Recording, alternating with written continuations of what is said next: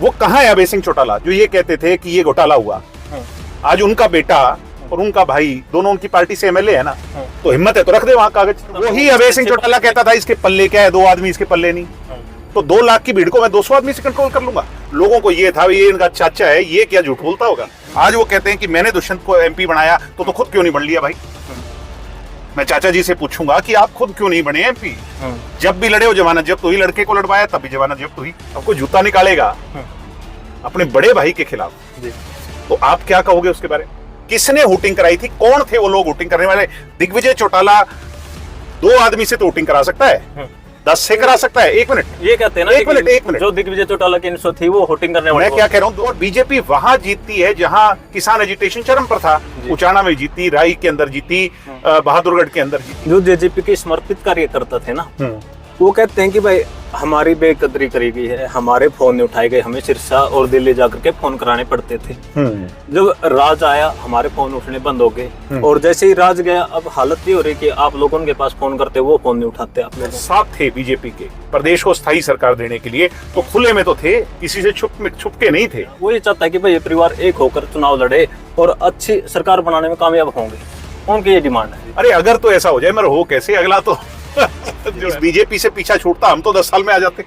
उन्होंने फिर भी ये कहा कि किस तरीके से परिवार एकजुट हो, मगर मैंने कहा कि एक हाथ से ताली नहीं बजती। जो हमारे लिए कुर्बान हो रहा था उसको ये लगा कि जैसे दुष्यंत का इस्तीफा देने से ये मामला हल हो जाएगा। डॉक्टर अजय सिंह चौटाला की जब भी चुनाव आता है वो वीडियो बिल्कुल चलती है कि भाई किसान आंदोलन की बीमारी है। उन्होंने किसान एजिटेशन को बीमारी नहीं कहा था जी, वो कुछ और कहना चाह रहे थे, बट वो उतनी दिखाई गई ना जितनी उनको दिखानी। तो फैब्रिकेटेड है। पहले पार्टी से काटे, जलील किए वर्करों को, जो जलील किया।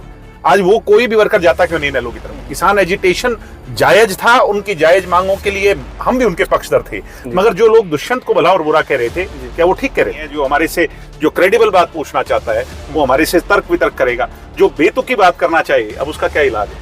मेरा एक साथी किसान एजिटेशन के अंदर समर्पित भाव से, जैसे गुरुद्वारे में लंगर लगा के सेवा करते हैं, वैसे सेवा कर रहा था। उस टाइम आपने एक बात बोली थी कि भाई ये लोग आरोप लगाते हैं ना दुष्यंत जी पे, मुझ पर और जेजेपी के ऊपर, मैं इनके खिलाफ जब भी मैं चंडीगढ़ जाऊंगा इनके खिलाफ मानहानि का केस दायर करूंगा। वो यार आज महिला जो सरपंच बनी है क्यों है? आज 8% बैकवर्ड किसकी बदौलत है? आज खरखोदा का प्लांट किसकी बदौलत है? आज हिसार का अंतर्राष्ट्रीय हवाई अड्डा किसकी बदौलत है? आज हरियाणा के अंदर 8 नए नेशनल हाईवे किसकी बदौलत है? मेरा वादा है आपसे, मैं ये चैलेंज करके कहता हूँ, ये चैप्टर भी खत्म हो जाएगा जल्दी। ये जो आप बार बार ये इनेलो और जेजेपी की बात कर रहे हो ना, ये चैप्टर खत्म हो जाएगा। नमस्कार, राम राम, चढ़ता हरियाणा देख रहे हैं आप। आज अपने साथ फ्रेम में मौजूद है जेजेपी के युवा प्रदेश अध्यक्ष दिग्विजय चौटाला जी। चौटाला साहब बहुत बहुत स्वागत है आपका चैनल चढ़ता हरियाणा। धन्यवाद धन्यवाद।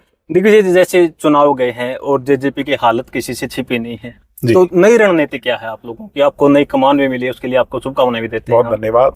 रणनीति देखिए, बड़े छोटे साहब श्री देवीलाल जी और चौटाला साहब, जिनसे हमारा बड़ा राजनीतिक तौर पर तो सीखे उन्हीं से ही हैं जी। तो सदैव ये रहा, परिस्थितियां कोई भी हो, चाहे अच्छी हो या बुरी हो, और जब भी कोई हालात बने तो लोगों के बीच में चले जाओ, लोगों के बीच में जाओ, लोगों से चर्चा करो जी। अच्छी है तो भी, और बुरी है, माड़ी है तो लोग आपको बताएंगे, आपकी कमियां बताएंगे जी। और हम तो बच्चे हैं उनके, हमारे कान भी पकड़ेंगे, हमें सही रास्ते पे भी चढ़ाएंगे। तो जो कोई पीछे बात रही, जैसे भी हालात परिस्थितियां प्रदेश की रही, पर एक बात तय है जी कि आज जहां भी, जैसे मैं कैथल में घूम रहा हूँ, यहाँ भी अभी बुजुर्ग से मेरी बात हो रही थी, आपने भी देखा जी, सबका ये कहना है भाई कांग्रेस ने हमें ऐसा गुमराह कर दिया तुम्हारे खिलाफ जी, ऐसा जहर घोल दिया था कि लोग जो है, जो किसान वर्ग है, जो जेजेपी पार्टी का ये मान लीजिए कि कोर वोटर है जी, उसके मन में कहीं ना कहीं ये गलतफहमी पैदा कर दी थी। और अब जब लोग रिजल्ट के बाद इस बात का अचंभा बना रहे हैं कि किस प्रकार कांग्रेस के लोगों ने ही अंडर द टेबल एग्रीमेंट कर दिया जी। लोकसभा चुनाव से 10 सीट पर जो 5 ही सीट कांग्रेस जीत पाई, जबकि हरियाणा में तो माहौल, हरियाणा और पंजाब में तो बीजेपी का कोई नाम लेनिया नहीं होना चाहिए था जी। तो वो इसीलिए हो पाया कि वो टिकटें, कांग्रेस की टिकटें कांग्रेस से नहीं बटी। आप ये आम जनता भी, ये बुजुर्ग कह रहे थे कांग्रेस की तो टिकट भी अमित शाह ने बांटी, तो ये आम चर्चा है भाई, तुम कम से कम अगर साथ थे बीजेपी के प्रदेश को स्थायी सरकार देने के लिए तो खुले में तो थे, किसी से छुप के नहीं थे जी। और जब दूर हुए, अलग हुए तो खुल के अलग हुए जी। ये लोग तो जनता का विश्वास जीत के जनता को धोखा देने वाले लोग हैं। जैसे सबसे ज्यादा जो वर्ग है जो चौधरी देवीलाल के परिवार को ये चाहता है कि भाई ये परिवार एक हो जाए और दोबारा से सत्ता में आए, काबिज हो। क्योंकि जो आम वर्कर है ना, उसको ना आपसे कुछ लेना देना चाहिए, ना ही इनेलो से कुछ लेना देना। वो ये चाहता है कि भाई ये परिवार एक होकर चुनाव लड़े और अच्छी सरकार बनाने में कामयाब होंगे। उनकी ये डिमांड है। नहीं, अब वो आपकी बात जायज है, और जो सकारात्मक सोच रखने, पॉजिटिव नेचर के लोग हैं, चाहे वो गांव में बसते हैं, शहरों में बसते हैं, वो सब यही चाहते हैं। और इसमें चाहने में कोई गलत बात नहीं है। मगर ये हो कैसे? ये एक हाथ से ताली बजती आपने देखी है कहीं? मेरे पिताजी ने, क्योंकि वो घर के सबसे सीनियर हैं आज के दिन, उन्होंने शुरू से प्रयास किया कि ये परिवार किसी तरह एकजुट हो, एक हो जाए। बार बार उन्होंने मीडिया चैनल्स को ये इंटरव्यू में कहा कि मैं इस बात के लिए प्रयासरत रहूंगा। चौटाला साहब ने मुझे निकाला था, जिस दिन मुझे बुला के कह देंगे कि तेरी ये जिम्मेवारी है, मैं उस जिम्मेवारी को संभाल लूंगा, पार्टियों की बात ही नहीं है। मगर आज उनके चले जाने के बाद सबसे बड़ा कौन है? मेरे पिताजी हैं। उन्होंने फिर भी ये कहा कि किस तरीके से परिवार एकजुट हो। मगर मैंने कहा कि एक हाथ से ताली नहीं बजती।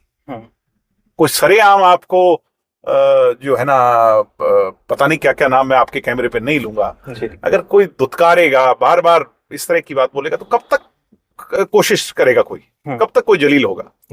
तो वो आपको जूता निकालेगा अपने बड़े भाई के खिलाफ, तो आप क्या कहोगे उसके बारे में? कैसे पॉसिबल है? मुझे कोई फॉर्मूला तो बताओ जिससे ये पॉसिबल हो।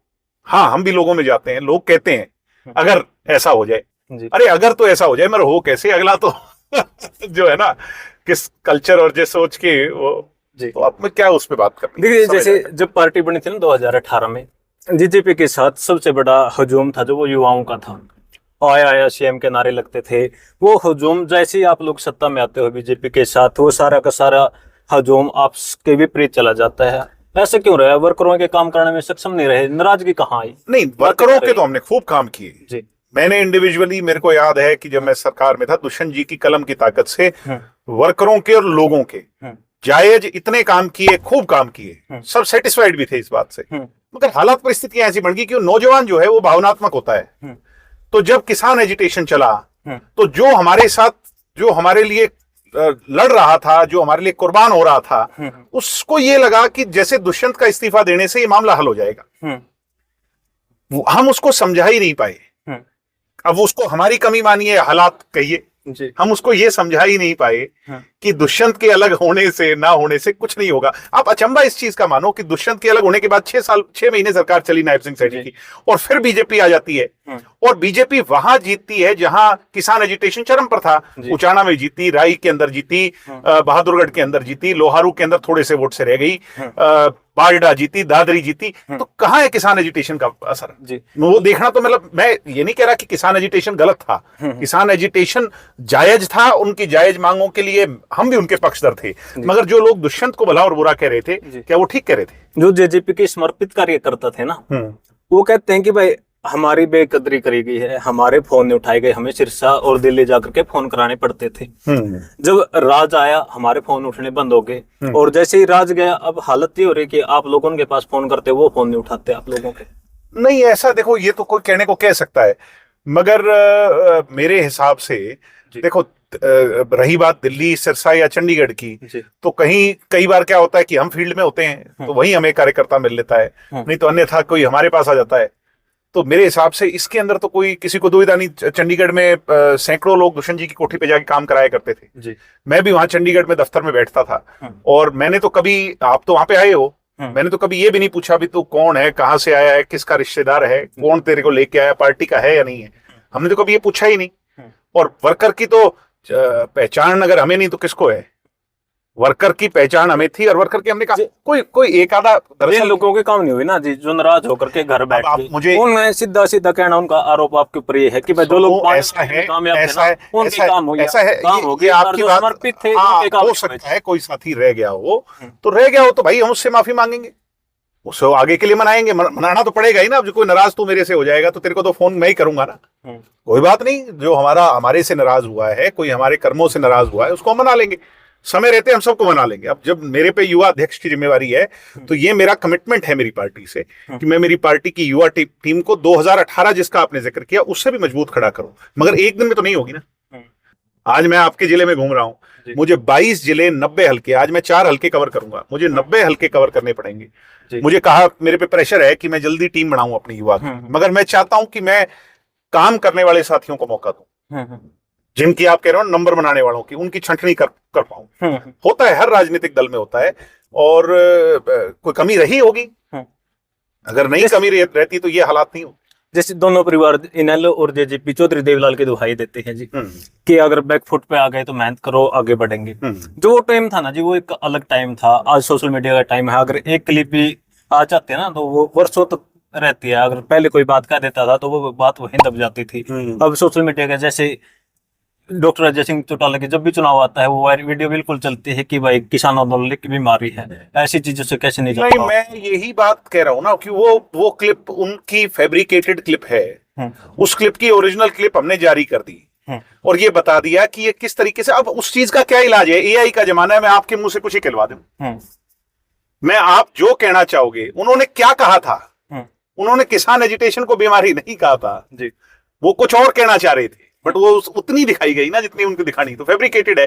अब उस चीज का क्या इलाज है? लोग अब जिसको बहाना चाहिए हमें क्रिटिसाइज करने का, तो वो बात करेगा, और जिसको हमारे से बात करनी है, जो हमारे से जो क्रेडिबल बात पूछना चाहता है, वो हमारे से तर्क वितर्क करेगा।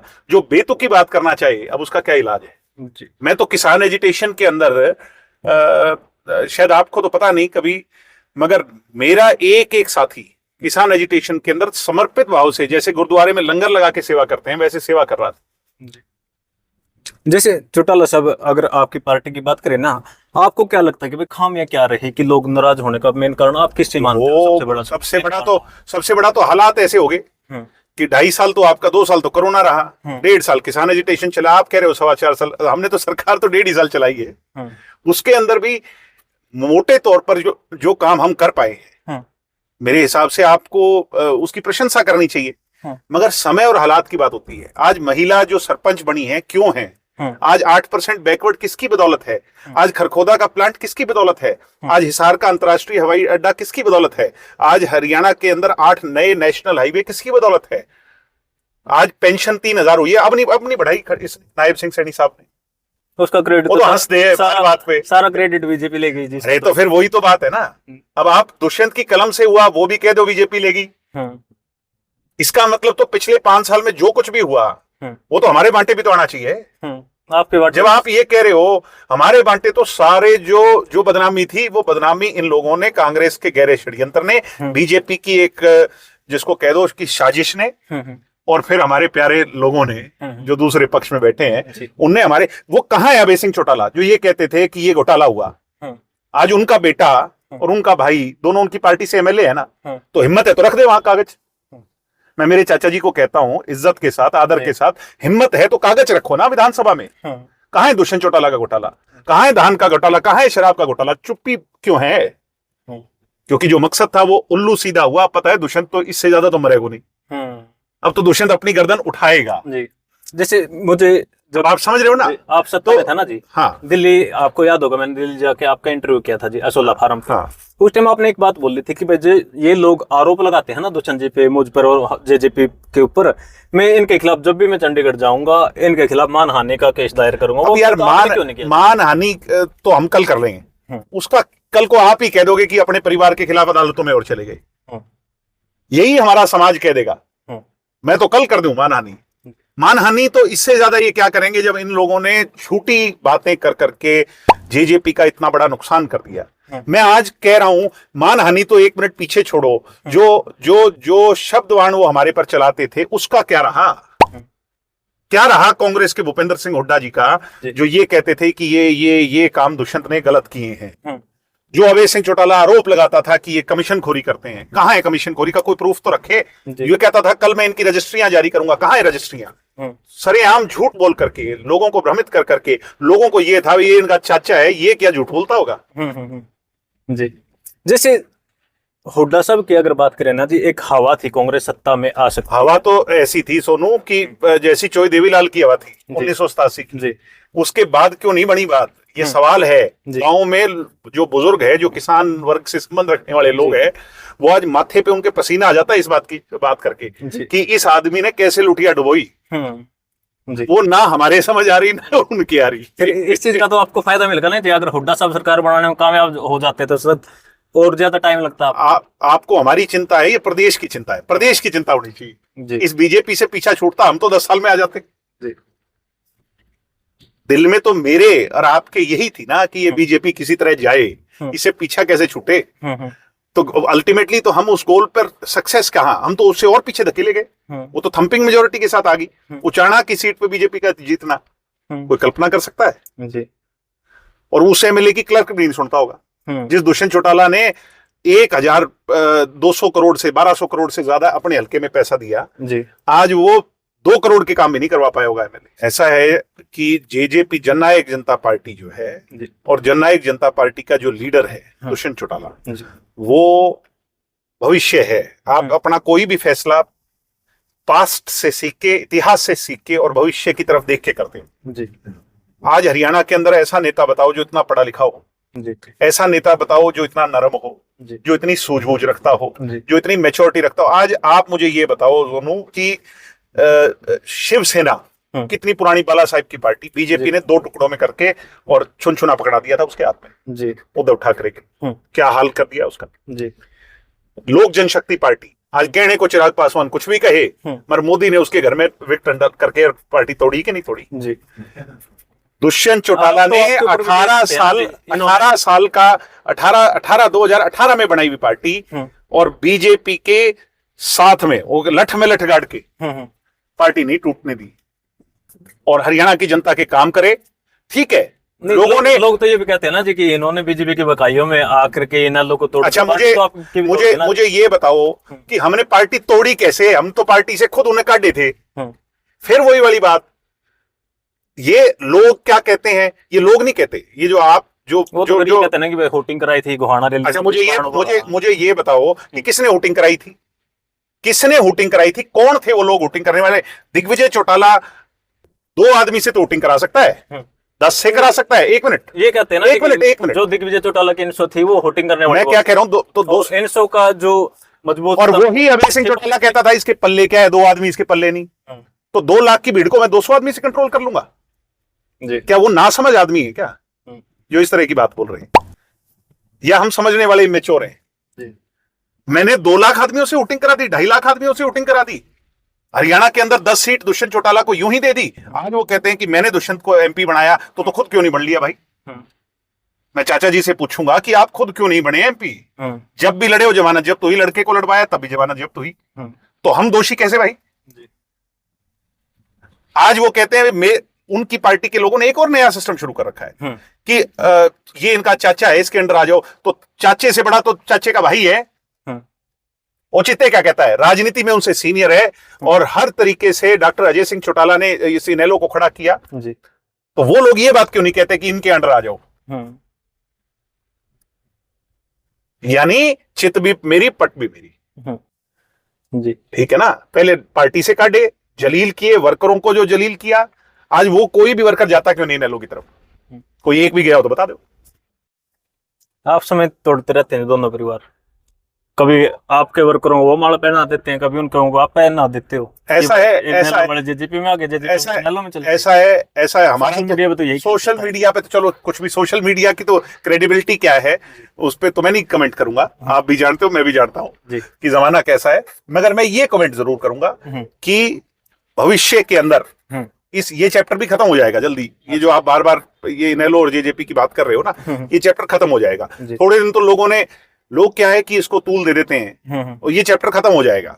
अपनी अपने राजनीतिक दल है, अपनी अपनी लड़ाई लड़ेंगे। जो मेहनत करेगा भाई वो कामयाब होगा। राजनीति के अंदर भी, किसी व्यापार में भी, किसी व्यवसाय में भी यही होता है।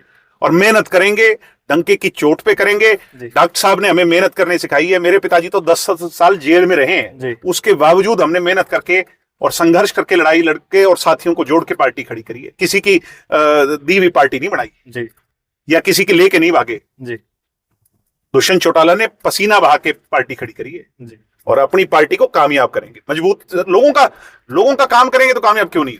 लोगों के मन का भाव बढ़ेंगे। आज अगर एजिटेशन चल रहा है तो कौन जागरूकता से उसकी लड़ाई लड़ रहा है? जी, सबको पता है। तो हर तरीके से हम जनता के साथ हैं।